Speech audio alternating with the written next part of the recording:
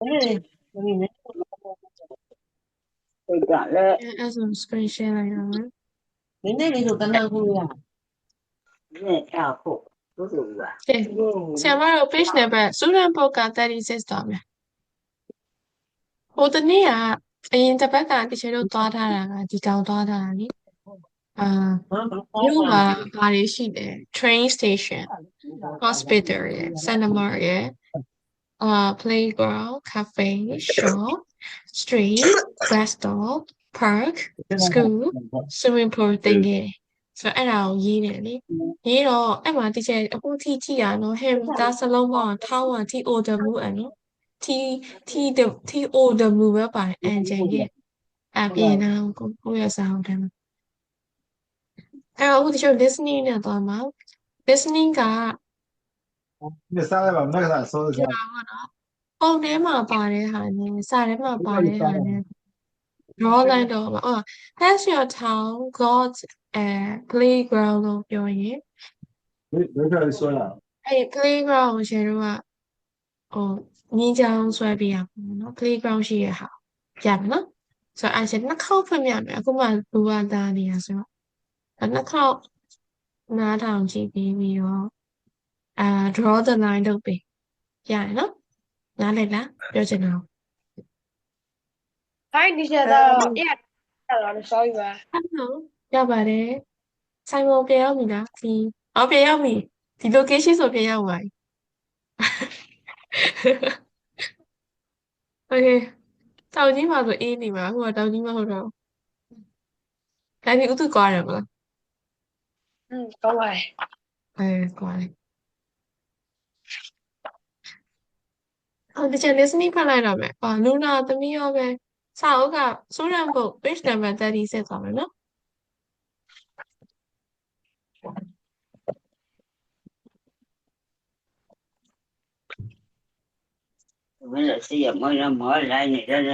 Page 36.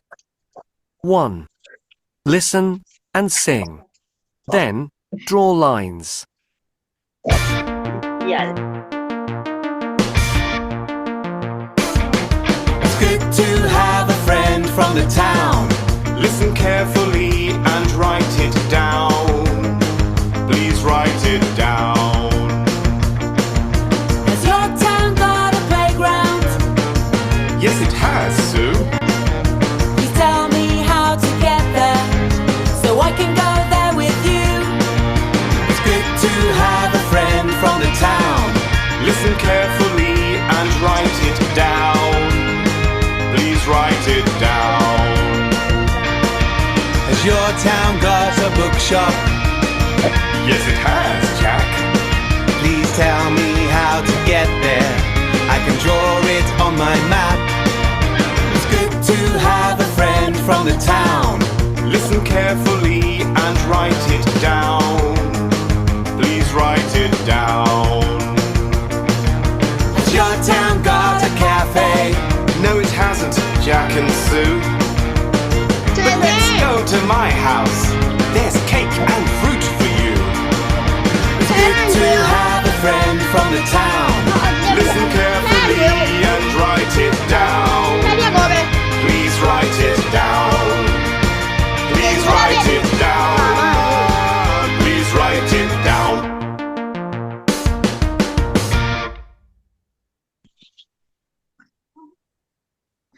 Okay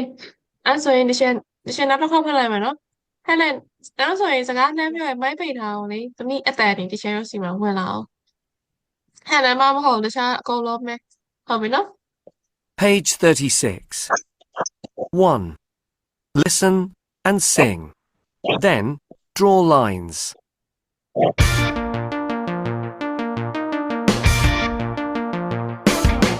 It's good to have a friend from the town. Listen carefully and write it down. Please write it down. Has your town got a playground? Yes, it has, Sue. Please tell me how to get there so I can go there with you. It's good to have a friend from the town. Listen carefully and write it down. Please write it down. write it down Has your town got a bookshop? ဘုရားရှိလား Yes, it has, Jack. yes it Please has tell me how to get there. I can draw it on my map. It's good to have a friend from the town. Listen carefully and write it down. Please write it down. Has your town got a cafe? No, it hasn't, Jack and Sue. But let's go to my house. There's cake and fruit for you. It's good to have a friend from the town. Listen carefully and write it down. Please write it down. Please write it down. Please write it down. okay အဲ့ဆိုရင်ဒါတော့လွယ်ပါတယ်ဟို playground ရယ် bookshop ရယ် cafe ရယ်ဆိုတော့သူ့မြို့မှာဘာမှမရှိရဘာမှမရှိရအဲ့ဒီတော့ခုနဲ့သူ့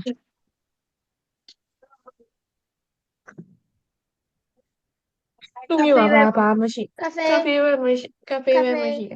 ဟုတ်ပြီနော် yes no okay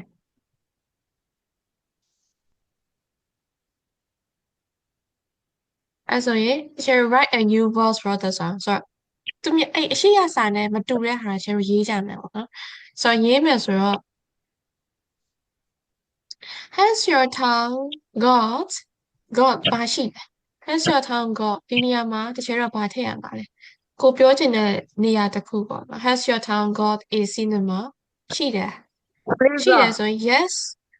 yes ဘာဖြစ်မလဲ it has မရှိဘူးဆိုရင် no it hasn't နဲ့ရေးမယ်ဟုတ်ပါနော်ကိုယ့်အသာကိုဖန်တီးရမယ်ရှိတယ်ဆိုရင် yes it has ဆိုရင်ပြီးပြီပေါ့မရှိဘူးဆိုရင် no it hasn't အာဘယ်လိုပြောမလဲဒါပေမဲ့ရှိတယ်ပြောမှာပေါ့ဘာလို့အောက်မှာက please tell me how to get there ဘယ်လိုသွားရလဲငါ့ကိုပြောပြ I can go there with you လို့ပြောတာနော်အဲ့တော့ကိုပြောချင်တဲ့ location တစ်ခုထည့်ပြောပြီးရင် yes it has တာ no it hasn't တာ yes ရဲ့နောက်မှာ comma ကို no ရဲ့နောက်မှာ comma ကို it has ဆိုလဲ it hasn't ဆိုလဲ it hasn't ရေးပြီးတော့ရေးပြီးချက်တစ်ယောက်ချင်းစီပြောခိုင်းမယ်တော့မြန်လေးရေးလိုက်ရေးမယ်ကလေးတို့ရေးမယ် ပြီးပါပြီပြီးပါ အ ပါ ပြီးပါပြီ ပြီ လားအဲ့မြန်လားโอเคအကောင်းလုံးမမိလား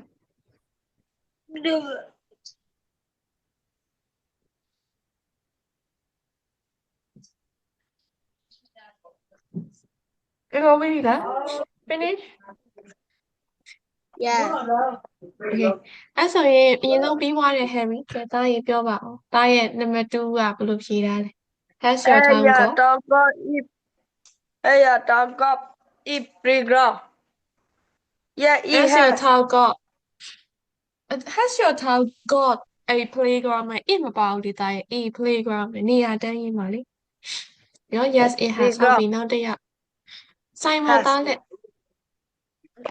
Has your town got a cinema? Yes, it has. Please tell me how to get there. I can go there with you. Okay, good job. So now the Helen. Has your town got a coffee? Yes, it has. Got a cafe, no? Coffee không? Cafe. Then that mom. Okay, Luna, the minute. Your town got a Have your town got a playground? Yes, it has. Okay. So now the yoga, what do you think? Henry. Has your town got a playground? Yes, yeah, it has. Okay, mama, okay. So, Sam, you tell it.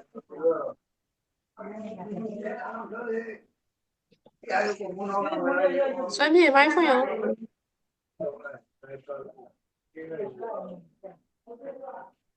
Has a dog got coffee? Yes, it has.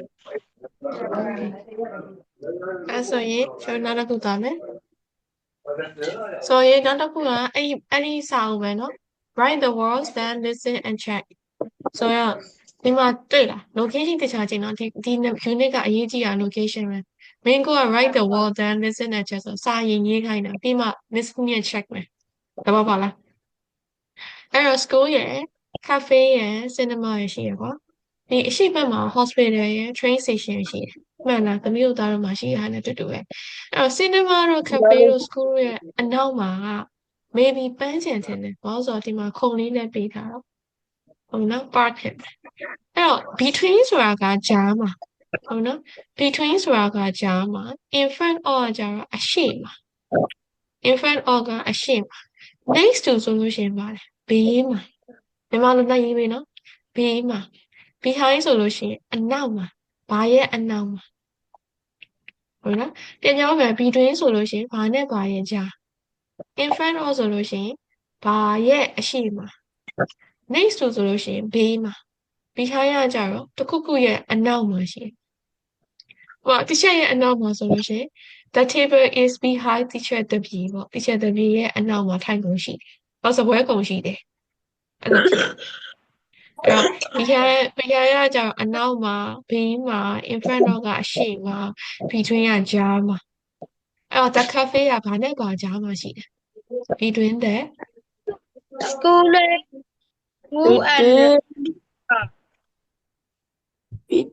school and cinema cinema cinema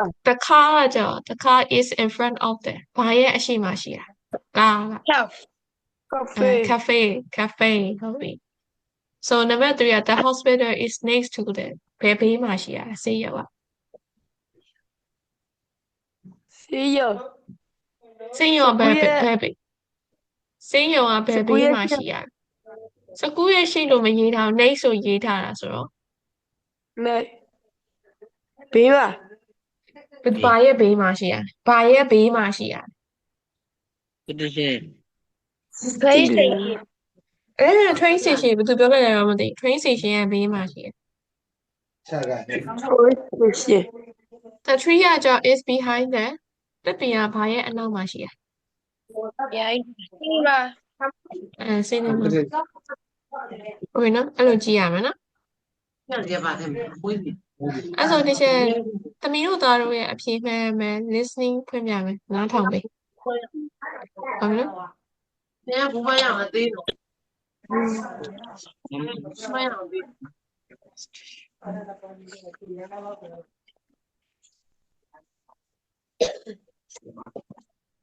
Page 37. 1. Write the words, then listen and check. 1. The cafe is between the school and the cinema. 2. The car is in front of the cafe. okay မှန်တယ် 3. The hospital is next to the train station. 4. The tree is behind the cinema.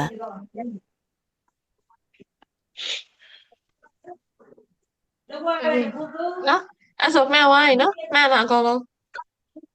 ပါပဲ okay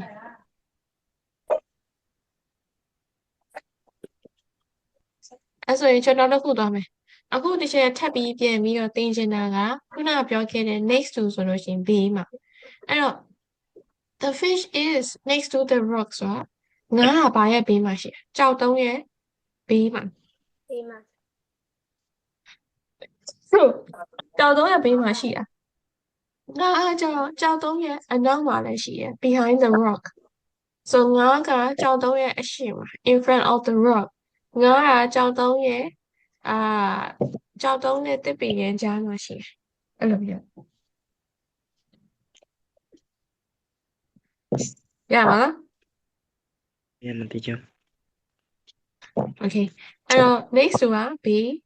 in front of ဆိုရင်အရှေ့မှာပြီးတော့နောက်တစ်ခုကကြာ behind ကအနောက်မှာ between ကကြာကြားမှာရပါ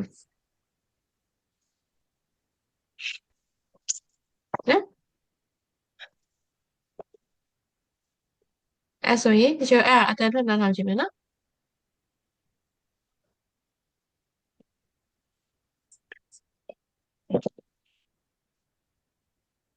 ခဏလေးချက်သားပြန်ထွက်လာထွက်လို့မရဘူးအဲ့တော့43 next to အတန်ထွက်လိုက်ပြောကြည့်မယ်နော်စာရီရ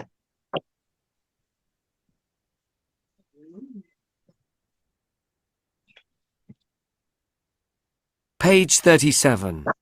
2. Watch, listen, and say. The fish is next to the rock. The fish is next to the rock. The fish is in front of the rock. The fish is in front of the rock. The fish is behind the rock. The fish is behind the rock. The fish is between the tree and the rock. The fish is between the tree and the rock. Okay, no? As I said, repeat after your teacher, no? So next to The V in next. and then okay, type your no? Be in front of.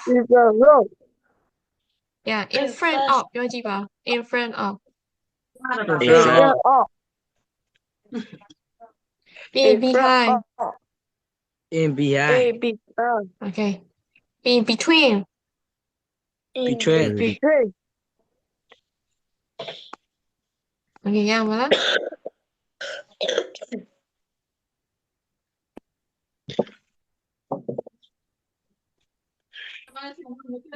Okay, so in short, ဒါလေးတော့ရအဲ့ဆိုခုကစာရင်ပုံဆွဲမယ်ပြီးဒီချက်သမီးတို့သားတို့ကိုနားထောင်မယ်နော်ပုံဆွဲတာခဏလေးခဏအာရုံစိုက်နော်ပြီးတော့ဘာလို့မသိမပြောနဲ့အဲ့တော့ decide where to stick these places on your map ဆိုတော့မင်းရဲ့မြေပုံမှာဘယ်နေရာမှာထားမလဲမထားပါတော့က hospital ကိုကြိုက်တဲ့နေရာထားပြီးဒီချက်ဒီလိုမင်းကိုမေးမှာ where's your playground where's your hospital where is your school so အဲ့ဟာကြရင် next to လား in front of လား behind လားဖြေပြီ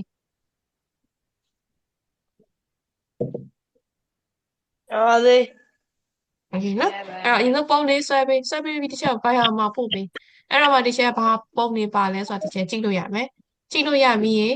ဘယ်လိုပို့လို့မရတဲ့လူကတော့ဒီချက်မင်းကုန်းမိမယ်ကိုယ့်အကိုထားထားတဲ့ location ကိုကိုယ့်အကိုရအောင်ဖြေမှရမယ်နော်ဆိုတော့ဒီချက်အချိန်အစုံ3မိနစ်ပေးမယ်ဆွဲပေးပါလား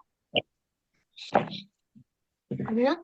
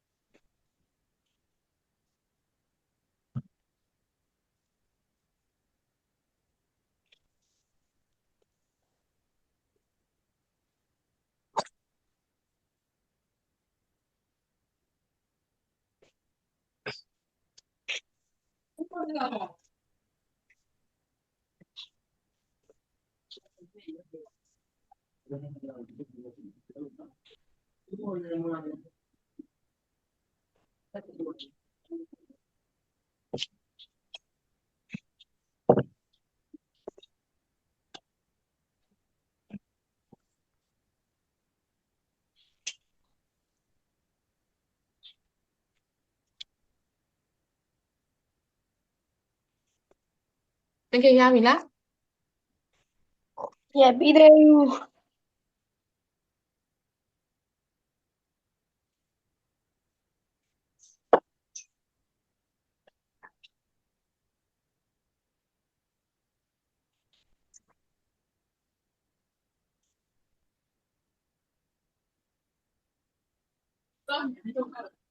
ဟိုငါတကားလို့ပြောချင်တယ်ဟောတာဘယ်လိုလဲတိုက်ပြီ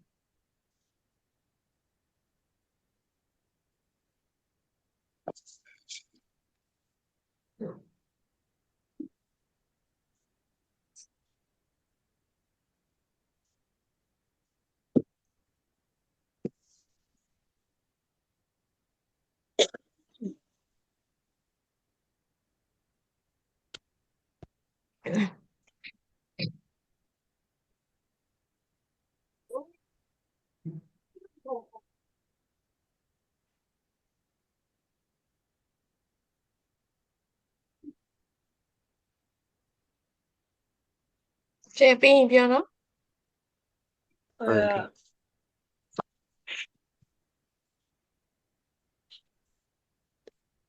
Okay.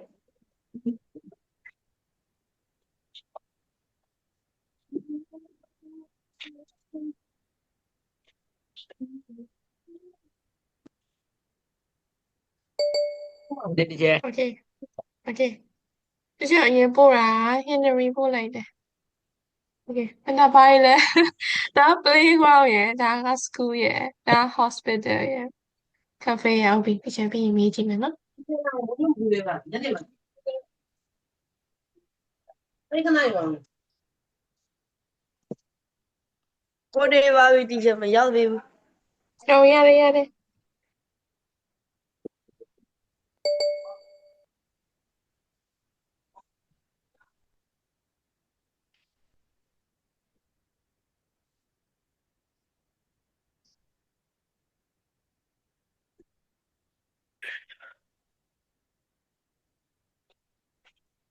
Harry က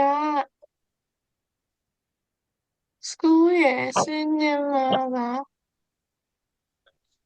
hospital ရယ် cafe ရယ်ဟုတ်ပြီ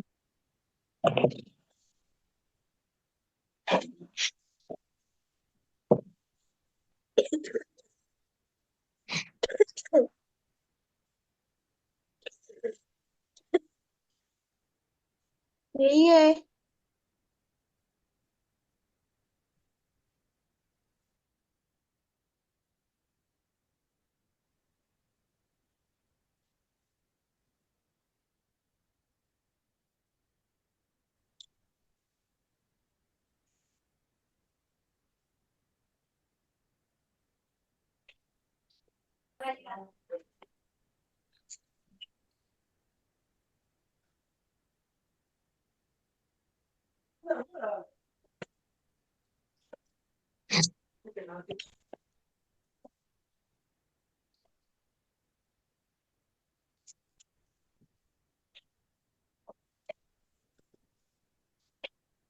para cá, para cá, que nós podíamos. Agora, é ainda.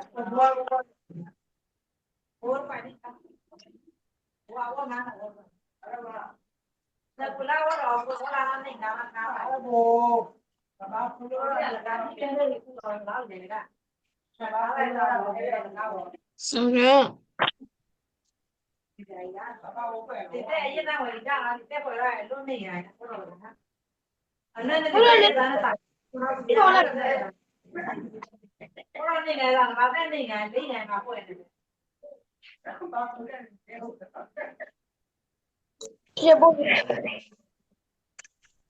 Okay.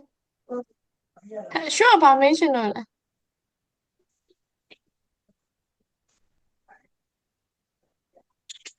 Sure let out now, sure about mention. That's where the cafe is. Simon đã bài nè.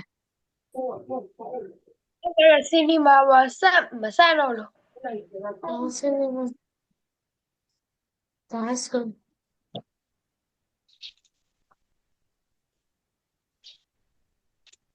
Sao mình đã bài nè?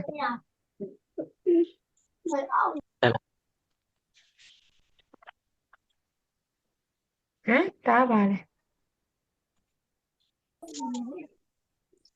ဘယ်လိုသားဆွဲ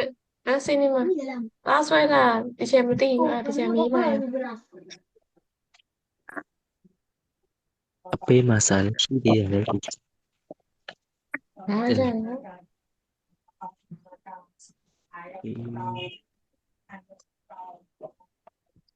ကဖေးရ hospital ရဒါက cinema ရ school ရဟုတ်ပြီအဲ့ကျတရားအရင်ဆုံးလို့လို့ရင်မေးလိုက်မယ်နော် Henry ကစားရမှာတဲ့ဆိုတော့ Henry တချင်မေးမယ်နော် Where is your school is ဘာနဲ့ပါလဲ is next to လား in front of လား behind လား between လားတောင်းမယ် Henry where is your school Henry Henry ဟာ okay ဘယ်ရောက်သွားလဲ where is your school ဖြေမယ် between to the cafe and playground. cafe နဲ့ playground ချမ်း okay good job နောက်တစ်ခုထပ်မယ်နော် where is your hospital Is next to the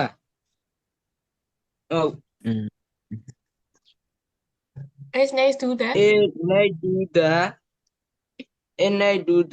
train station. ဟုတ်ပြီကဲနောက်တစ်ယောက်ကဒုတိယဘုရားဘာလုပ်လဲ Harry so where is your cinema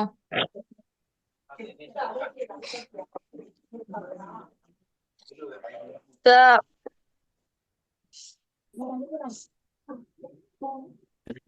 school is in front of the cinema. okay တချို့ school မေးတာမဟုတ်ဘူး where is your hospital လို့ပြောရတယ် A hospital. Like a cinema. cinema ဟုတ်တယ် cinema မေးရအဲ့တချို့လို့ပါ so where is your cinema ဆိုတာဘယ်လိုဖြေမလဲ The cinema is in front of school.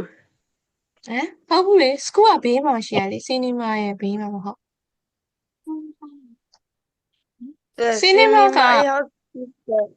ခဏလေ cinema က school ရဲ့ဘေးမှာရှိရဆိုတော့ that is next to the The school ဖြစ်အောင် cinema is hospital.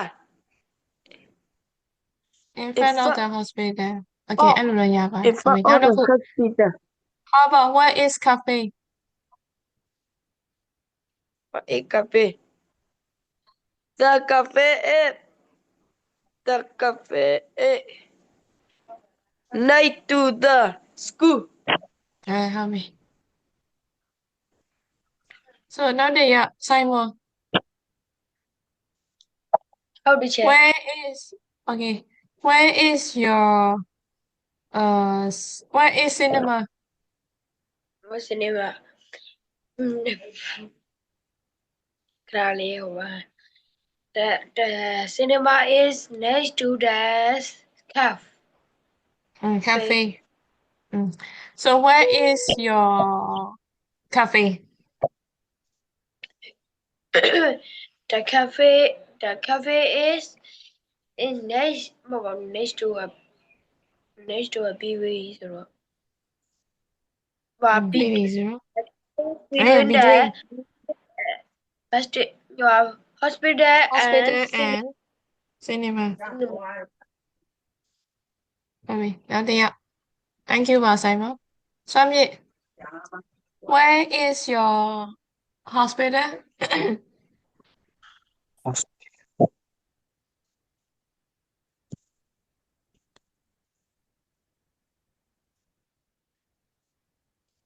where is your hospital စွမ်းမြင့်ပြောမယ်ကျတော့ချိန်မရှိဘူးလေ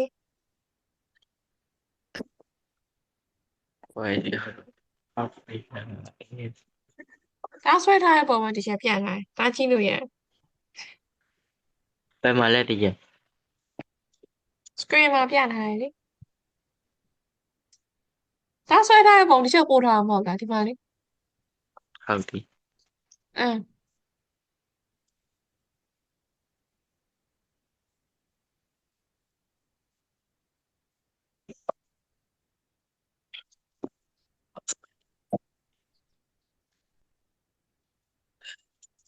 ဟုတ်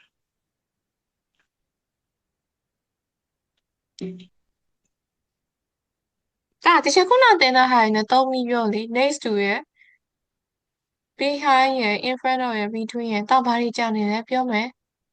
where is your where is hospital ဆေးရဘယ်မှာရှိရလဲ the hospital is next to Our hospital is next to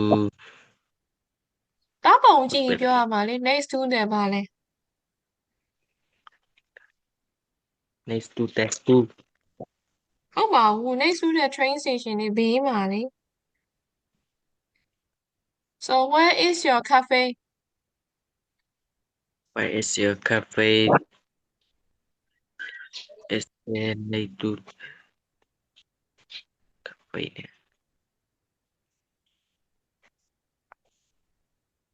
cafe name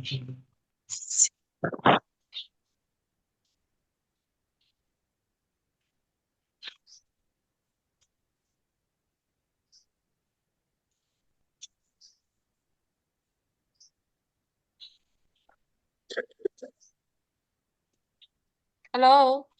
ဒါကြီး cafe ဘယ်မှာရှိရလဲ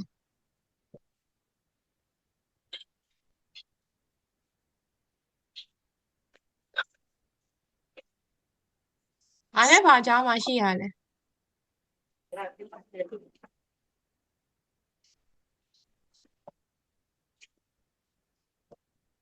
hello ဘာနဲ့ဘာကြားမှာရှိရလဲဆွမ်းပြစ်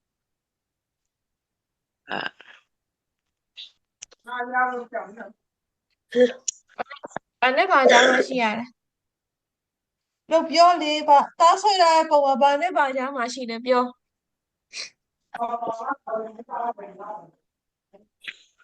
ကျင်းနေမှာနဲ့ school ကြားမှာရှိတယ်အဲ့တော့ဘယ်လိုပြောမလဲကြားဆိုတော့ကြားမှာရှိရင်ဘာသုံးလဲ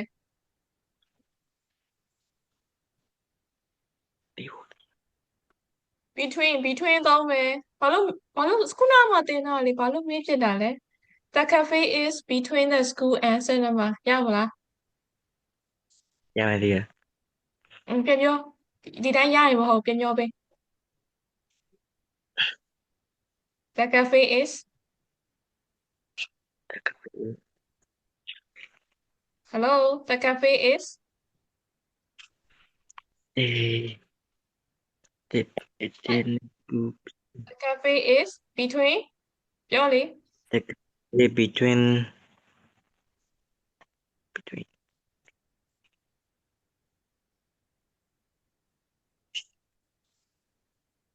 between ပါလဲ between the school and between the school and cinema ဒါပုံမကြည့်ပဲနဲ့တချက်ပုံမကြည့်ပဲတချက်ပြောတာပဲပြောလို့မရအောင်နော်ပုံကြည့်ပြီးတော့တားကိုဖြေခိုင်းမယ်ကဲနောက်တစ်ယောက်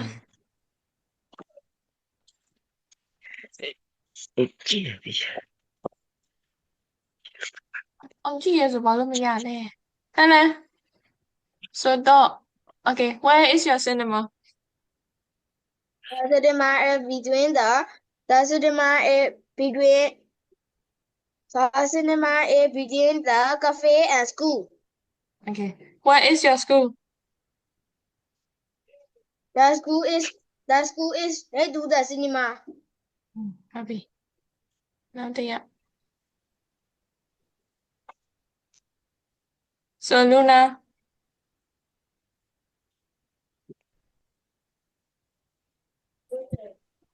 where is your playground The playground is next to the school. okay where is your cinema The cinema is in front of the playground.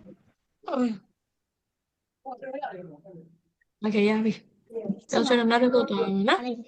You don't ask me. ဆိုရင်နောက်တစ်ခုက word ပို့သွားမယ် စာမျက်နှာ36ပဲ workbook workbook သွားတဲ့အခါကျရင် Disney နားမထောင်ခင်မှာတချို့ပြောချင်တာလေးရှိတယ်ဒီမှာတွေ့လားမသိဘူး has got ရဲ့အမှန်အကုန်လုံး workbook စာကိုဖွင့်ထားပြီနော်36ကိုရောက်ပြီလား has got hasn't got ရဲ့ doesn't see ရဲ့ရှိတယ် has got ဆိုတာကမြန်မာလိုဆိုလို့ရှိရင်ရရှိတယ်ဟုတ်နော် has got ဆိုတာရရှိသွားတယ်ဆိုတာအဓိပ္ပာယ်များနော် share screen ပြ share မှန်တယ် so hasn't got ကြမရဘူး so doesn't say ဆိုတာမပြောထားဘူးအဲ့တော့ can you remember listen and write ဆိုတာက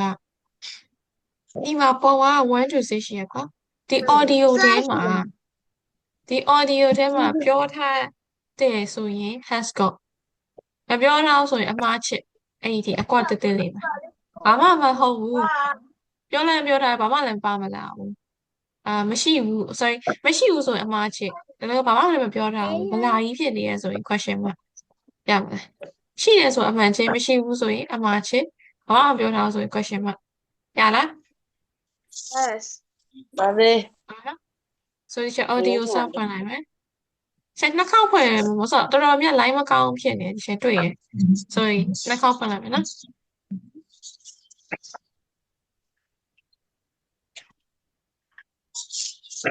Page 36. 1. Can you remember? Listen and write.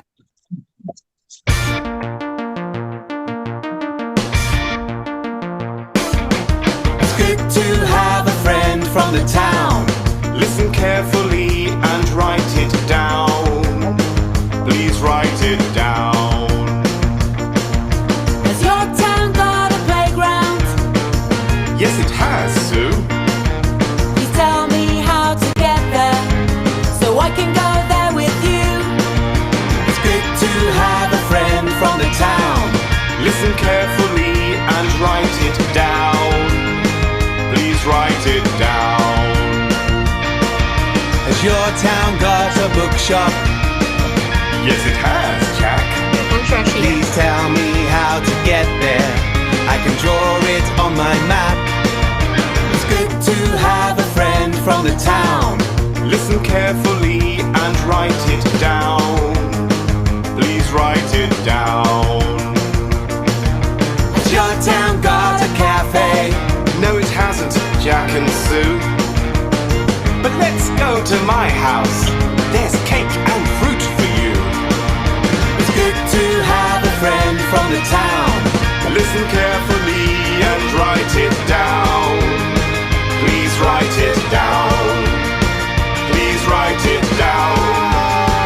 Please write it down.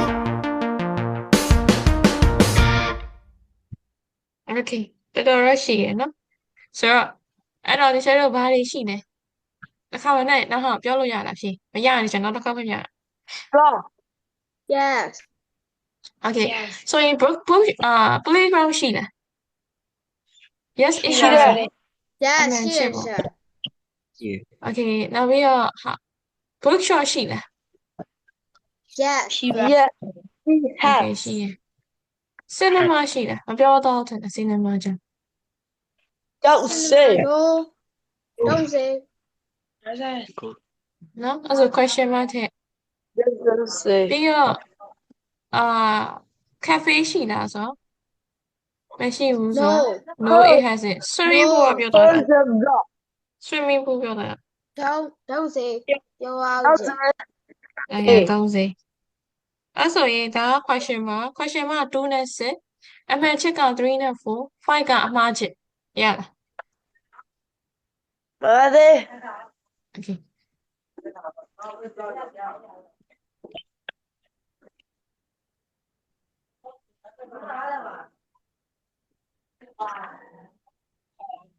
Okay so အခုကစပြီးတော့ write about the town with has got and hasn't got ဆိုရင် the town မှာဘာရှိလဲရှိတာနှစ်ခုမရှိတာတစ်ခုရေးပြီဆိုတော့အလုံးပေါင်း3ခု has got a playground အဲ့လိုမျိုးပေါ့ဆိုရင် ရှိတာနှစ်ခုမရှိတာတစ်ခုရေးပြရချက်ပါရမှာပို့ပေးဒါကတော့စလုံးပေါင်းစစ်မှာမလို့ spelling ခေါ်မှာနော်မင်းနေတော့ spelling 7မျိုးစလုံးသိခေါ်မှာနော်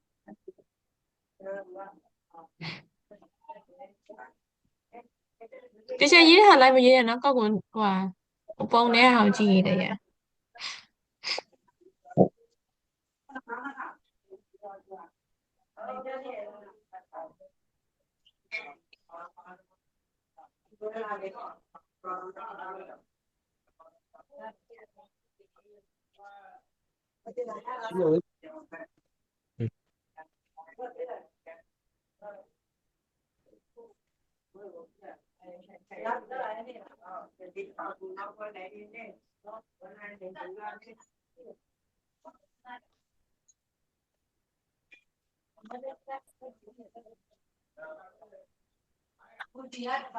ပြီးပါရင်လားပြင်ချက်ပို့မယ်နော်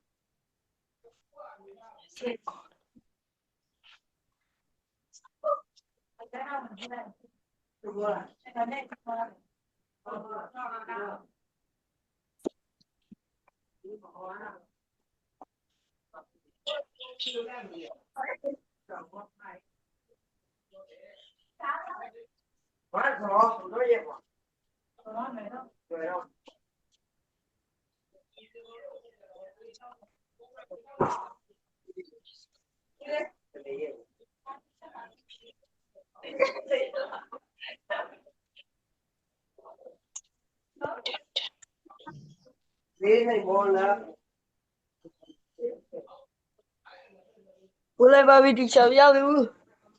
မရောက်သေးဘူး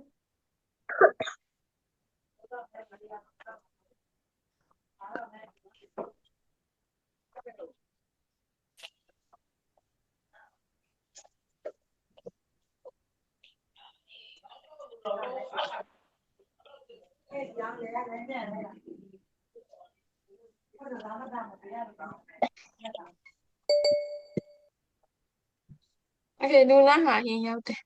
စစ်တာဖြတ်လိုက်တော့မယ်နော်โอ้มาแล้ว哎那โอเค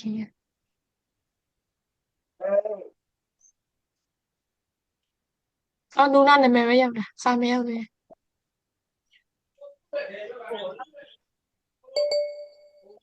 โอเค Harry ဟာရောက်ပြီ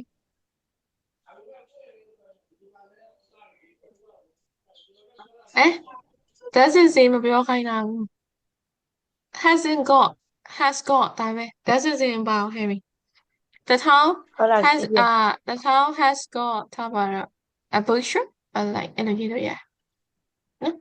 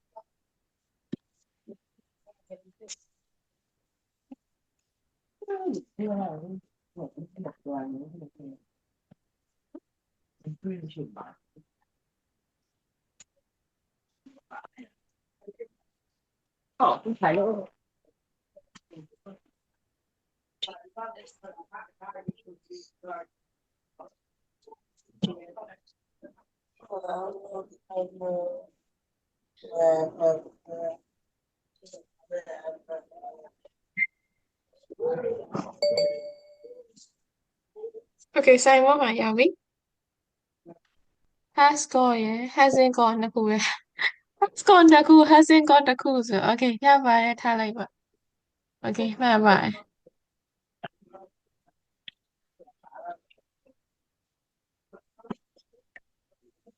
hasn't got โอเคနိုင်တယ်လူနာအဲ့ဘယ်သူကြံသေးလဲ Henry ရယ်စွမ်းပြည့်ရယ်ကြံသေးရယ်ကျွန်တော်လူကြီးခုံထောက်သွားတာပဲ Henry လည်းမရှိတော့လိုင်းကြသွားကြတယ်အဲ့ဆိုရင်ဒီထဲမှာစွမ်းပြည့်ချက်ပို့ပြီနော်ကျွန်တော်နောက်တစ်ခုလေးဆက်သွားတာပဲ Number 1 က write the words in the correct order စာစီခိုင်းတာ The fish is next to the rock အဲ့ဆိုရင် the fish is in front of the rock အဲ့ဒါလေးစာစီပြီးတော့အင်းညာရေးပေးပါလားရှင်ပြီးချင်ဒီထက်က၄ယောက်တယောက်တစ်ခုစီမေးမယ်စာစီပြီးရေးရုံပဲ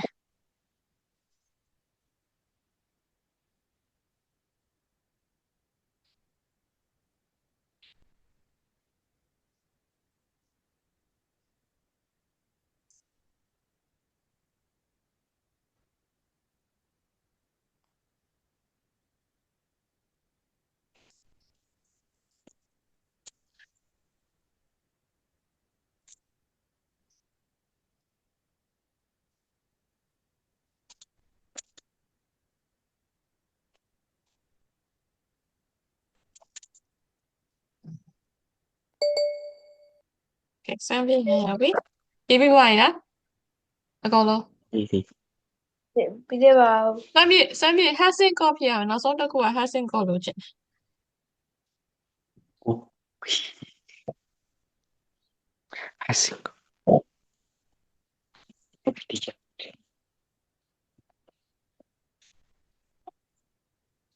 အိုးပါပဲ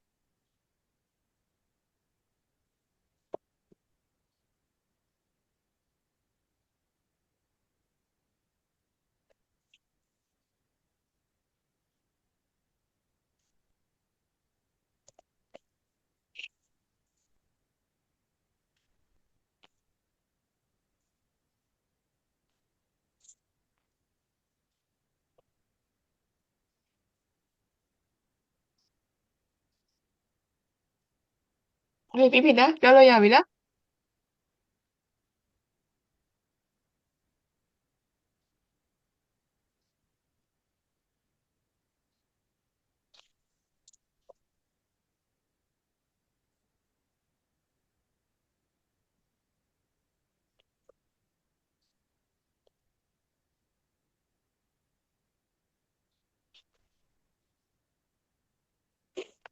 ပြီးတော့ပါပြီ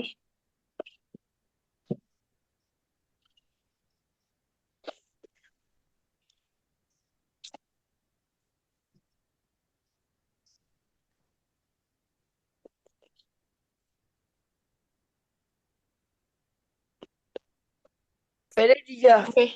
Okay အဲ့ဆိုရင် Harry နံပါတ်2ပြောရပါလား the fish in front of the rock Okay Simon နံပါတ်3 the fish is between the rock အဲ့တော့ဟုတ်လေ နံပါတ်3က the fish is behind the rock ဟုတ်ပြီနံပါတ်4စွမ်းပြည့် The fish is the fish is between in the between the tree and between the tree and the rock the rock Okay so ရပြီ so ကျွန်တော်နံပါတ်2သွားမယ်အခုကစာရေးစာကိုဖတ်ကြည့်ပြီးတော့ဒီထဲကိုထည့်ကြည့်ပါအဲ့တော့ကျွန်တော်ဒီဟာကြီးကဟိုမြို့ပေါ့နော်မြို့မှာ1 2 3 4 5ရှိရယ်အင်းနာဝါထောင်ငါတို့ရဲ့မြို့မှာဆိုရင်ကျောင်းက Green Street ပေါ်မှာရှိရပါအစင်းရောင်လမ်းပေါ်မှာရှိရအဲ့တော့ကျောင်းက school ဆိုတာကဒီထဲမှာကျောင်းကဒီဟာပေါ့နော် school is it is in front of the train station ရဲ့အရှိမဆိုတော့နံပါတ်4က school ဖြစ်မှာပေါ့ဟုတ်တယ်နော်အဲ့တော့ there are a lot of shop on Green Street next to the school ကျောင်းရဲ့ဘေးမှာဆိုရင် try shop ရှိရယ် there is a bookshop between the try shop bookshop try shop နဲ့ cinema ကြားမှာရှိရယ်ပြီးရင် park ပန်းခြံကကြတော့ဒီ3ကကြတော့ဒီပန်းခြံကိုညွှန်းတာညဒီကိုညွှန်းတာအဲ့နော် shop နဲ့ cinema တွေအနောက်မှာရှိရယ် park ကကြတော့ playground လည်းရှိတယ် cinema ဆိုတော့အဲ့ဒါလေးဖြည့်ရပါကောက်ကိုတွဲပြီးကြည့်ပြီးဖြည့်မြေပေါ်ပြီးချင်မေးကြည့်မယ်တယောက်ချင်းစီတော့ဖြည့်မယ်so 1 2 3 4စာရတဲ့ဟာနဲ့မြေပေါ်ဖြည့်ပြီနော်ရလား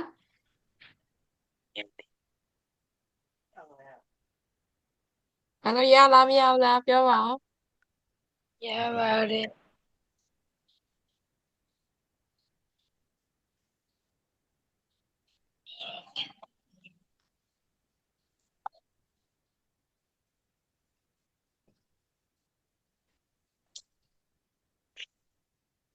Hello, teacher. Oh. Okay.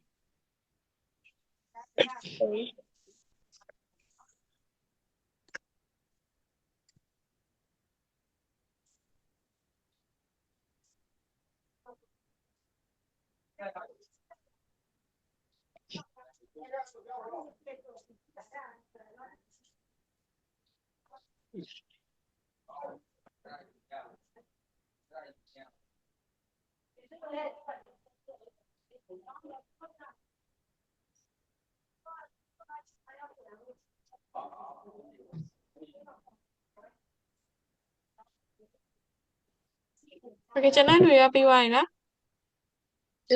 You are me. ။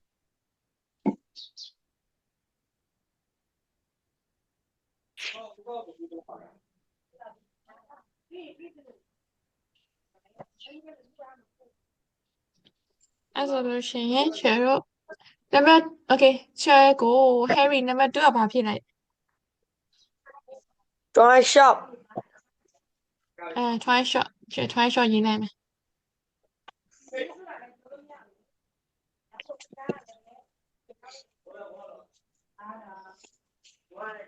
Okay so နောက်တစ်ယောက် Simon number 3က Number 3 à. Cinema mobile. ဟုတ်ဘူးလေမြားဒီမှာလေမြက်ခင်းအောင်ထုံးတာလေဟာလေ shop တွေ cinema ရဲ့အနောက်မှာဘာရှိရလဲ အော်ခဏလေးတီး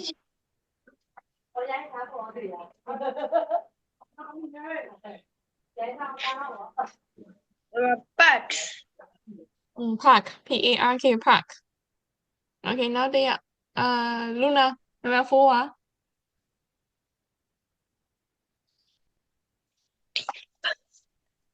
Luna မိုင်းဖွင့်မယ်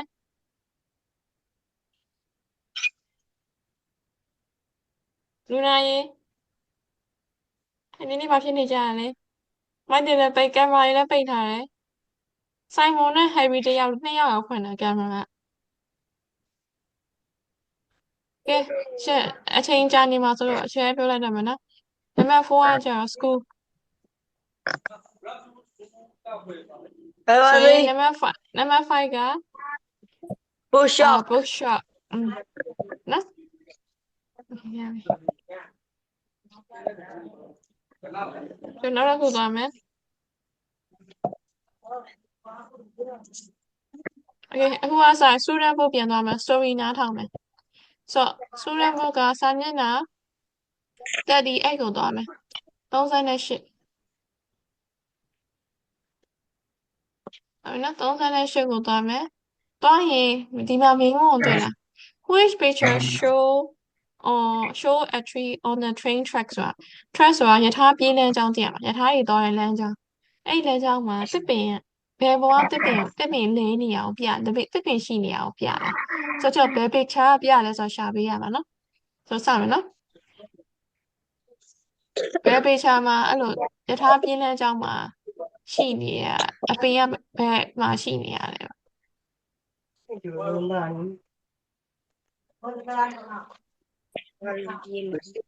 Okay စမယ်နော်ဆိုရင် Thunder ရယ် Misty ရယ် Whisper ရယ် Flash ရယ်တကယ်ချင်းတော့၄ယောက်လုံး Page 38. The tree on the track. 1. Which pictures show a tree on the train track?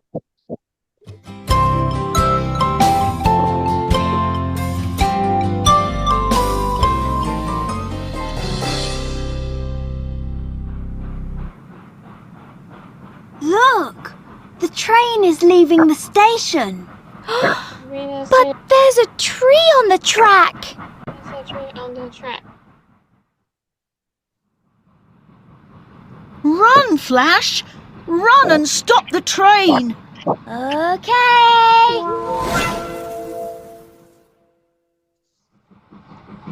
Stop! Stop!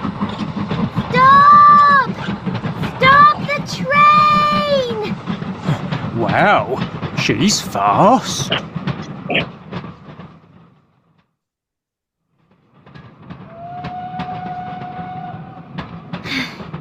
It's no good.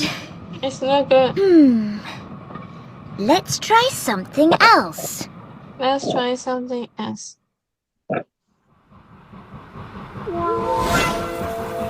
She's next to my train again. What does she want?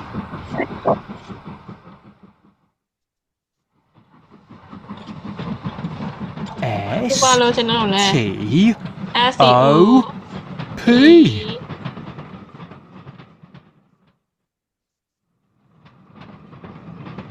Stop! Stop.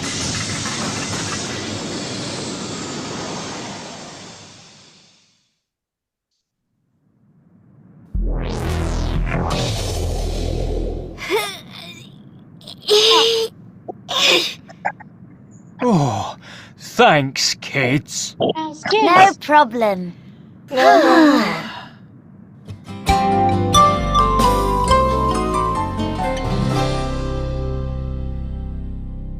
Okay, ရပြီလား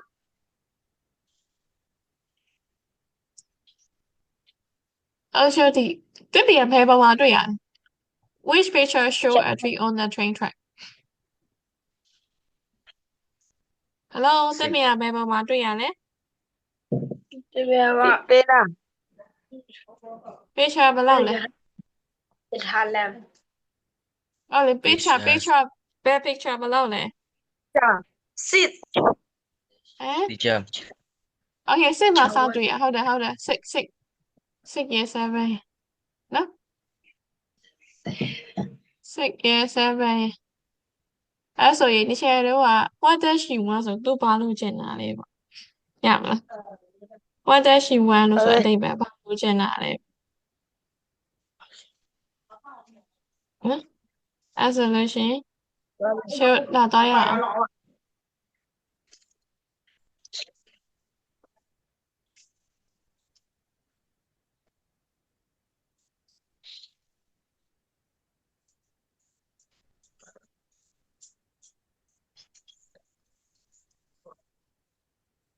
Okay, ခြေတို့ဒီဟာလေးသွားမယ်ဒါလေးပြီး spelling ခေါ်မယ် Number 2 က point to picture in the story and make the sentence. So super friends are တောင်ပေါ်မှာရှိရဆို on နဲ့တော့ on the hill. So the driver is ကားသမားဘယ်မှာရှိရလဲ The driver is in that tray. In the train ရထားထဲမှာရှိရ Okay, in the train. The train is ရေးလိုက်မယ်နော်တွဲလိုက်မယ် is in the train. So the tree is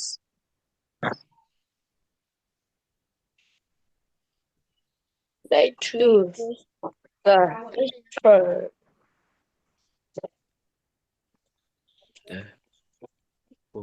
Hello. Yeah. Let's do the That's 3. ဒါထပ်ပါပဲပြန်သုံးလို့ရတယ် So the tree is in on the the track. That's right. The 3 8. Flash is next to the train. A train is maybe in front of the station. ရလားအဲ့လိုတွဲလို့ရပြန်တွဲကြည့်ပါ